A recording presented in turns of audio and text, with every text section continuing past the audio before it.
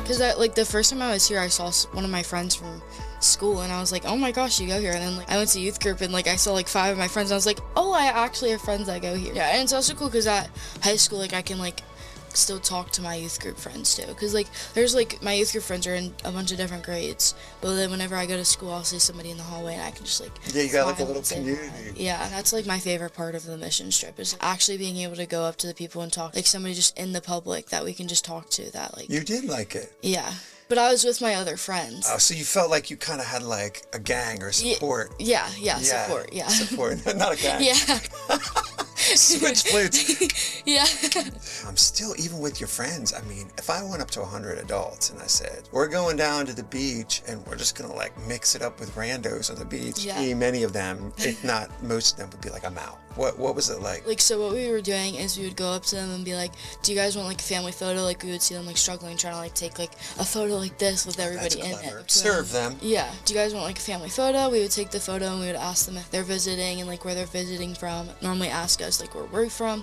We would say how we're part of like Impact Ministries and like how we're on a missions trip trying to like serve God. Some of the families, like they would really open up to us about like their struggles and like their past. Older lady, and she was saying how her daughter died a couple years ago, and how like she spread her ashes on the Myrtle Beach. It's crazy how like they just open up to us. What do you think the reason is that she did that to total strangers? Maybe they just need somebody else to talk to, because she was also saying how she only lives with her dog, like she doesn't live with many other people. Loneliness. Yeah, maybe like process what she was going through with other people. It makes me think about how many people are lonely in like a really real way, because in order to do something like that, to talk to somebody, you have to be really lonely, I would think. Yeah. But Jesus goes up to all these people. You got the woman at the well, you got the bleeding woman, you got these lepers, and he does what you guys were doing at the boardwalk. Sees them as people.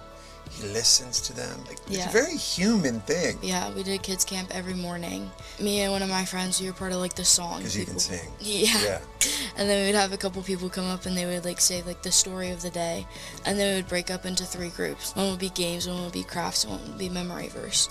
And it was just cool seeing like the kids, maybe like especially the younger kids, they don't necessarily know exactly what they're doing, but like knowing that they're getting God in their life, getting impacted. 3-year-olds to like 5th graders. To just serve them then, basically, like serve them in a bunch of ways. Yeah. The one day we went and we like handed out cookies, asked if they had any prayer requests. I mean, it was scary because some of the people you didn't know if they did believe in God or not, and then you'd bring up God and they would be like, no, like just no. Like, hostility and some... Yeah, we walked into the one store and she knew exactly what we were coming for, and she was like, no, get out. I don't need any prayers, like please go.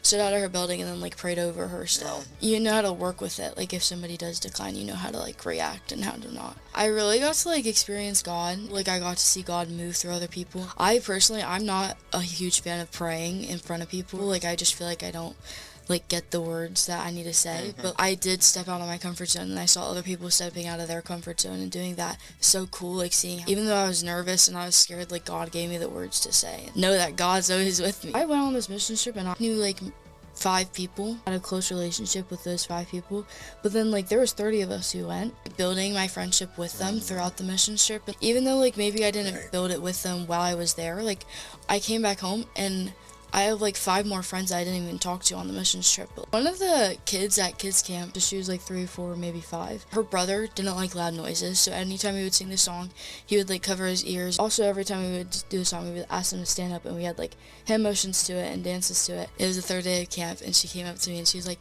"Can we sing this song?" It was just me and her. And I was like, yeah, sure. So we stood up, and I did the motions, and I sang the song, and she was saying it with me. And then on the last day, Thursday, she stood up and did it with everybody. And I was like, this is so sweet. She came up to me again afterwards, and she was like, did you see I did this song? Did you see? And I was like, yes, I did. That's a great story. Yeah, it does something to you, right? Girl, you're great. I really appreciate you sitting down with me.